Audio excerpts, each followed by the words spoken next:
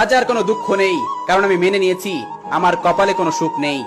বিশ্বাস যতবার করেছি ততবার কেউ না কেউ ঠকিয়ে চলে গেছে। আমি প্রয়োজনে সীমাবদ্ধ, কারোর প্রিয় হয়ে ওঠার সামর্থ্য আমার নেই। আমার ভিতরের কষ্টগুলো লুকাতে আমার একটা মিথ্যা হাসি যথেষ্ট, কারণ কেউ কখনোই আমাকে বুঝতে চাইবে না। যাকে মন থেকে অনেকটা আপন ভাবা হয় তার অবহেলা সহ্য করা সত্যি খুব কষ্টকর। জীবনটা বড় অদ্ভুত, কেউ আসে কেউ যায়, কেউ থাকে জীবনের পুরো অধ্যায়, আবার কেউ থাকে স্মৃতির পাতায়। হয়তো পরিস্থিতি এই মুখটা থেকে হাসিটা কেড়ে নিয়েছে, নয়তো একটা সময় ছিল কাঁদতে থাকা মানুষগুলোকেও হাসাইতে হাসাইতে পাগল করে ফেলেছি। ওয়াশরুমে গিয়ে কেঁদে আবার ফ্রেশ হয়ে হাসি মুখে বের হওয়া মানুষগুলো জানে কিভাবে কষ্টগুলো বুকের মধ্যে চেপে রেখে মিথ্যা হাসি দিয়ে সবাইকে বলা যায় আমি বেশ ভালো আছি।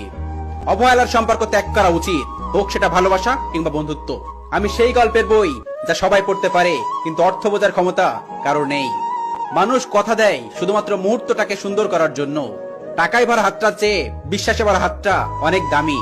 এই সময়ে পুরনো সম্পর্কগুলো ভেঙে যায় নতুন কেউ এলে। আমি ঠকে গেছি তার অভিনয়ের কাছে, তাই আজ হারিয়ে গিয়েছি একাকিত্বের শহরে।